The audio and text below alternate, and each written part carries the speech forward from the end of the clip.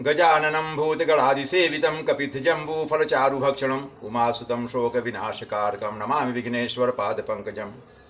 नमस्कार मित्रों, मैं मूलचंद गुप्ता पुनः आपके समक्ष प्रस्तुत हूँ अपने जीवन वृत्तांत के साथ।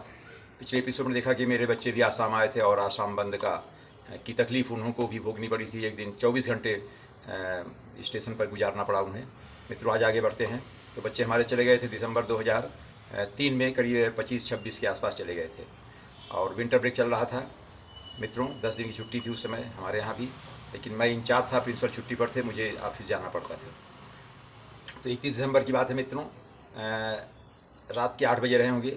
मेरे फ्लैट की बेल बजी और मैंने खोला तो वहाँ 12-13 लोग खड़े थे, एकदम अच्छी डील डाउल वाले तंदुरुस्त बड़े बच्चे खड़े थे। तो उन्होंने बोला, जो आगे खड़ा था शायद उनका लीडर था, बोले प्रिंसिपल साहब नमस्कार। मैंने कहा नमस्कार। तो बोले ऐसा है, जो रेलवे का एग्ज़ाम कैंसिल हुआ जिसमें एक बिहारी को आसाम में मारा गया था, गुवाहाटी में, हम क्या हाँ सुना था।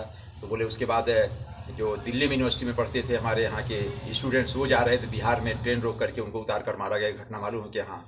बोले बस वही भावना की बात है, अस्मिता की बात है। तो आंसू ने 3 दिन के लिए बंद रखा है। 1, 2, 3, 1 जनवरी, 2 जनवरी, 3 जनवरी, कल से 3 दिन स्कूल बंद रखिए आप, पूरा आसाम बंद रहेगा। आंसू की तरफ से, आंसू समझते हैं ना हम, क्या हाँ जानते हैं, AASU, all Assam students union. तो बोले हाँ यू नो इट वेल। हम क्या हाँ। तो बोले ठीक है। तो थोड़ा हम डिस्कस करते रहे, भाई हम सरकारी आदमी छुट्टी नहीं दे सकते, ऐसा है वैसा। तो थोड़ा डिस्कस करता रहा 4-5 मिनट तक। तब तक पीछे से बोला, ए गुप्ता मुँह बंद, ज़्यादा बोलना नहीं। मैं घबरा गया। तब तक मिसेस थी, वो आई, हमको पकड़कर बोली, नहीं नहीं ठीक है, स्कूल बंद रहेगा, नहीं जाएंगे स्कूल, 3 दिन स्कूल बंद रहेगा, प्लीज़ जाइए। मिस ने से कहा, हमने कहा ठीक है भाई जाइए, स्कूल बंद रहेगा। तो मैं स्कूल नहीं गया मित्रों, लोग चले गए। 3 दिन के बाद स्कूल गए। प्रिंसिपल तब भी नहीं आए थे, प्रिंसिपल लंबी छुट्टी पर गए थे, महीनों की छुट्टी पर। तो मित्रों, उसके बाद एक और बात फिर शेयर करना चाहूँगा, बार बार आता है लेकिन कुछ इसमें प्रसंग रहते इसलिए बोलना पड़ता है कि मार्च 2004 में फिर से बोर्ड का एग्ज़ाम जब शुरू हुआ 1 मार्च से, तो मेरी ड्यूटी लगी, मैं सेंटर सुपरिटेंडेंट हो गया केंद्रीय विद्यालय नामरूप आसाम। वो नागालैंड के बॉर्डर पर था और हमारे यहाँ से करीब 100 किलोमीटर, सॉरी अरुणाचल प्रदेश के बॉर्डर पर था स्कूल। वो स्कूल से करीब एक 5-6 किलोमीटर बाद अरुणाचल प्रदेश शुरू होता था। तो हिल एरियाज था उधर। तो प्रिंसिपल को हमने फ़ोन कर दिया, सर ये 100 किलोमीटर दूर है, तो हमको वहाँ रहना पड़ेगा। बोले हाँ रहना तो पड़ेगा ही। तो हमने कहा हम और मिसेज 2 ही हैं, तो एक क्वार्टर की व्यवस्था कर दीजिए, थोड़ा सा सामान वगैरह, चूल्हा गैस वगैरह। तो बोले ठीक है हम कर देंगे, आप आइए। तो मित्रों, हम और मिसेस गए और आपको बताएं, उसमें एक ख़ास बात ये है कि बस से जा रहे थे हम लोग, बस से जा रहे थे। और बस में क्या हुआ, जब हम लोग चढ़े तो आगे यानी 2 सीट पर एक लेडी बैठी, एक खाली था। फिर पीछे सीट पर एक लेडी बैठी थी, एक खाली था। तो 2 थे और सब असमी नज़र आ रहे थे, ज़्यादा लोग वहाँ 99% तो असमी थे, हम ही 2 इधर के थे। तो एक पर मिसेस बैठ गई, एक पर मैं बैठ गया। बस उसके बाद चलने लगा। मैं मित्रों, मुझे थोड़ा सी नींद आने लगी। मुझे अक्सर बस में नींद आती है, लंबी जर्नी अगर हो तो। अरे 90 क्या, मैं पूना भी जाता हूँ तो कभी भी नींद आ जाती है। तो अभी तो खैर कोरोना में कहीं जा नहीं रहे हैं। तो मित्रों, फिर मुझे नींद आने लगी। मैं झपट तो ऐसे गिरता था उस लेडी के ऊपर, तो वैसे करती थी।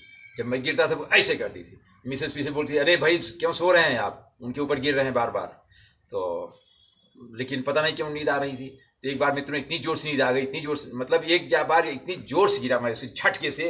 वो लेडी फिर इतना चिल्लाई, शी शाउटेड लाउडली मित्रों, कि शायद वो बहुत जोर चिल्लाई, कुछ बोली। हमको तो लग रहा था असमी में उसने गाली दिया था, क्योंकि आदमी जब चिल्लाएगा जोर से तो उसमें 50% गाली समझिए, अगर उस चीज़ को आप समझते नहीं तो।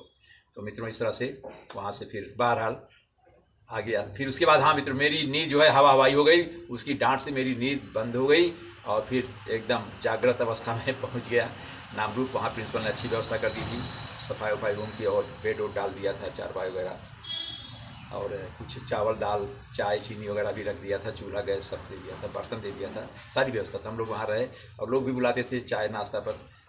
पड़ोस में जो केंद्रीय विद्यालय टीचर्स थे, और वहाँ मार्केट थे, हम लोग सब्जी लाते थे। और हाँ, आधा किलोमीटर दूर पर एक बागान था चाय का, करीब 2-2.5 किलोमीटर लंबा रहा होगा, और 300-250-300, कहीं 300 कहीं 250 मीटर चौड़ाई में था बागान। तो हम लोग शाम को वहाँ घूमने जाते थे, तो बड़ा अच्छा लगता था।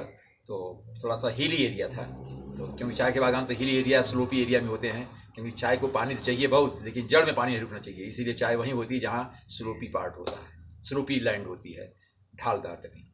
तो मित्रों बस ये उसके बाद फिर 1 महीना रहे मित्रों, वहाँ एग्ज़ाम हुआ। 1 महीना हम लोग रहे वहाँ पर, बहुत आनंद लिए, घूमे फिरे, लोग चाय नाश्ता के लिए बुलाते रहे सुबह शाम कभी कभी। और फिर एग्ज़ाम ख़त्म हुआ, अपनी ड्यूटी करने के बाद फिर वापस हम लोग लौट गए केंद्रीय विद्यालय शिवसागर, और फिर वहाँ रहे, फिर वहाँ कार्यभार संभाल लिया मित्रों। बस इसी के साथ मैं विदा लेता हूँ। नमस्कार, फिर मिलेंगे।